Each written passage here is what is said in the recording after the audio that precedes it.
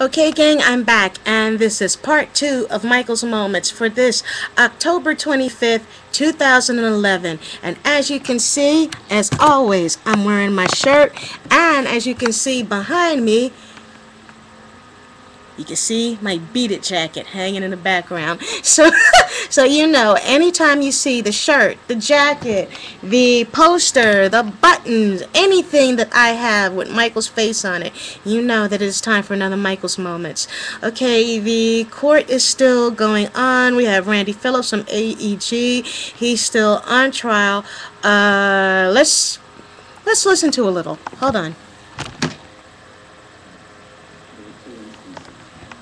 Prior meeting I discussed where we had a production meeting with Michael, which was a routine meeting at the house, and he seemed distracted and not focused on what we were talking about, which was the first time I'd ever seen him not laser focused on what the show was and what we were doing.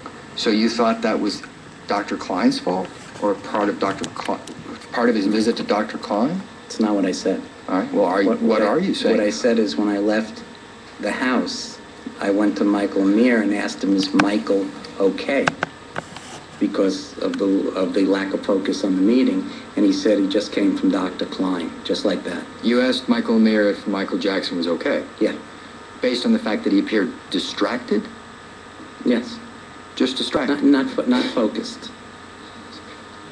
There was another time that you called Michael Amir and asked to speak to Michael Jackson. That's right? That's the second time, correct.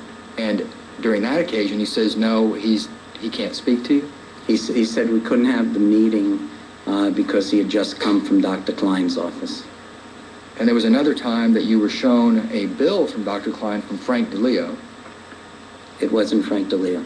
Well, who showed you the bill? Michael Caine, who had become Michael Jackson's business manager, and was brought in by, I believe, Frank DeLeo. And it was for a 6-week period of time? I'll allow counsel. It was for a 6-week period of time, you recall? You know, I don't remember if it was 6 weeks or 3 months, or I think it was 2009. So whatever that period was, 2009. Do you recall what the bill amount was? Yeah. Relevance, Your Honor. Sustained. A partial answer is stricken. Did the amount shock you? Were you surprised by the amount? Objection. Relevance. Sustained. Another subject. Why were you presented the bill? Objection. Relevance. Speculation beyond the scope. The objection is sustained.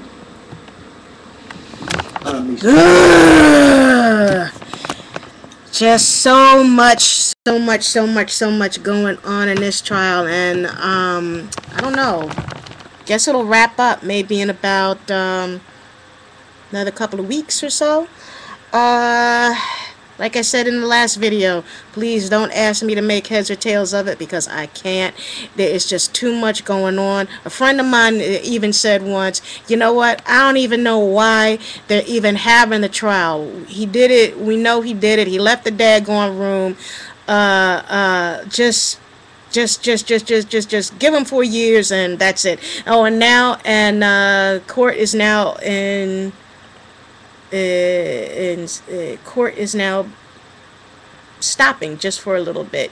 It might rest for the rest of the evening, don't know, but they're just stopping just for a little bit.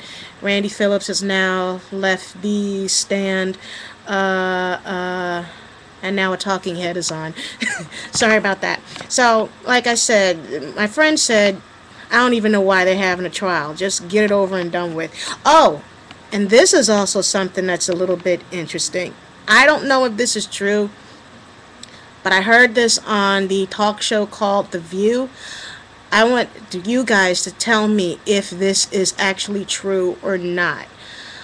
One of the not The View, The Talk, that's what it is, I'm sorry, The Talk. One of the hostesses of The Talk said that there is a chance that if he is convicted of murder, manslaughter, and if he does get the 4 years, he will not even do real jail time, because there is now a law on the California books that says that nonviolent offenders can no longer be housed in maximum security prisons with actual violent offenders, and that they will now just receive house arrest. So, if Conrad Murray is convicted of the death of Michael Jackson, and if he gets those 4 years, he'll be just spending them at home. I want to know if that's true and what you guys think about that. Do you think that's fair? Do you think it's just? Do you think that's crappy? Tell me your opinion. I want to know what you guys think. If he does actually just get 4 years house arrest in the death of the King of Pop. Also, there's been a lot going on in the month of October. The Immortal World Tour kicked off, and from what I've seen of it, it is the bomb diggity. It's absolutely positively beautiful, and it's supposed to come to my hometown of Philadelphia sometime around next year, so I really hope I can get some tickets for that. I can tell that they did a big production for Smooth Criminal. They did something for Thriller. I mean, to me, it looks like This Is It Part 2. It really does. It looks like This Is It Part 2, with the exception of that Michael isn't there in person. But it looks great. And I know it's going to cost a fortune for me to get tickets. But I do suggest anybody who can, if the Immortal World Tour is showing up anywhere in your hometown, please go and see it, because it is a sight to behold. Also, the tribute finally came off. Now, my last video, I did some bitching and moaning and complaining about that myself, because I was really angry with some of the fans out there who were jumping on Miss Catherine's back about having the whole tribute, and it finally came off. A lot of complaints about what Christina Aguilera was wearing. The hostess from The Talk actually said that she looked like Dee Snider. I'm like, oh damn, from Twisted Sister. And then they put up the pictures. They put the picture of Dee, and then they put up the picture of Christina. I was like, oh damn, she does look like Dee Snider. Oh man. But hey, you know what? She was there. She kicked it. She did an amazing performance. So what can you say? What can you do? Blame her costumer, I guess. I don't know. I can't say. I wasn't there. But she kicked it, and she was there, and she gave Michael props, and that's all that really matters. The best part was that the children showed up. The children actually did make an appearance, and they looked so adorable. Prince wore what looked like a jacket that was very similar to what his dad wore in Bad. Paris, of course, wore the Thriller jacket. She looked beautiful in that.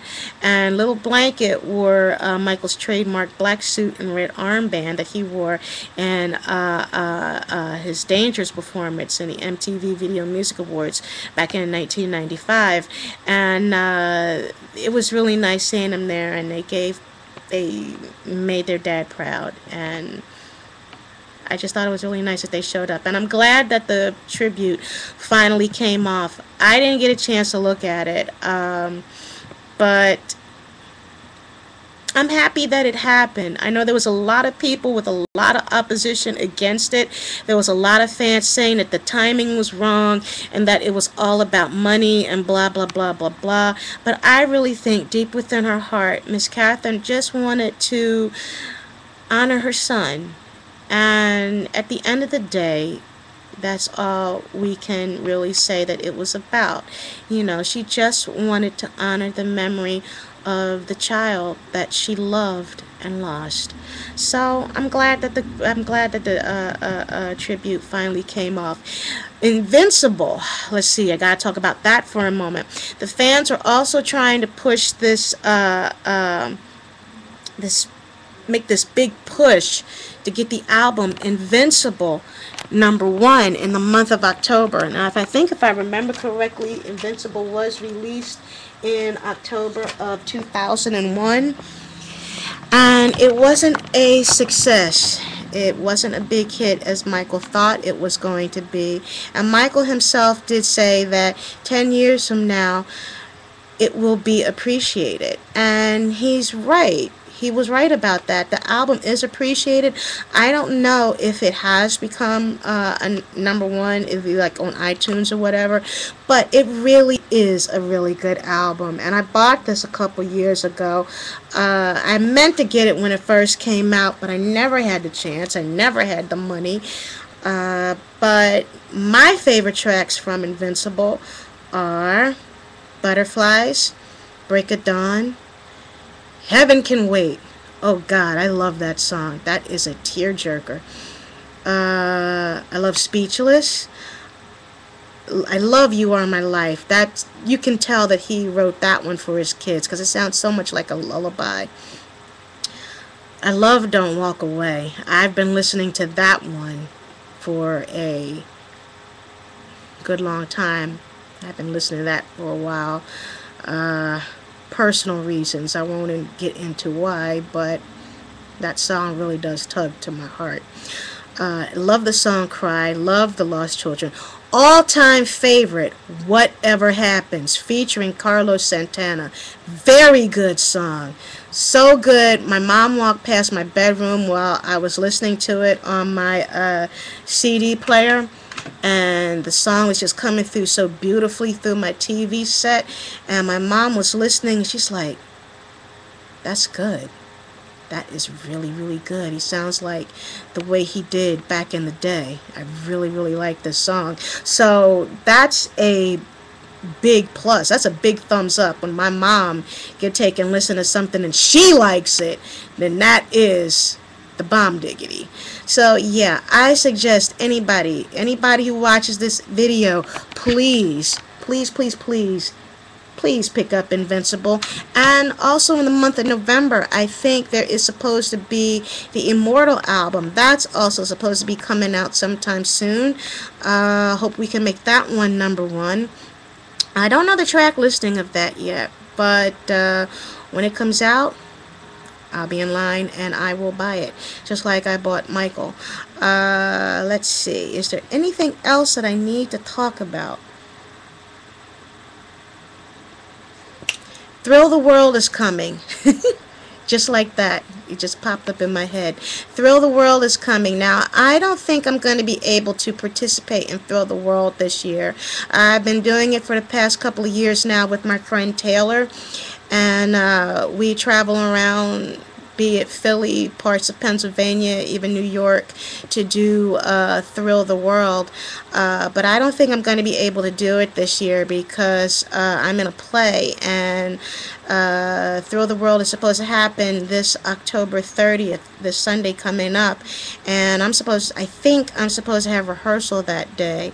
I would love to be a part of it. It's one of my favorite things to do. But if I can't make it this Halloween, I want you guys to be able to make it. Anyone who sees this video, if there's somebody doing a Thrill the World in your hometown, please be a part of it, because it is becoming a bigger and bigger and bigger Halloween tradition. Who would ever thought that when Michael recorded a song about some 25 plus years ago about sitting in your living room with your girl watching a horror movie and having her getting all frightened in your arms, who would have thought that this song would become a Halloween classic, and that it is performed over and over and over again every Halloween and at weddings and at other events?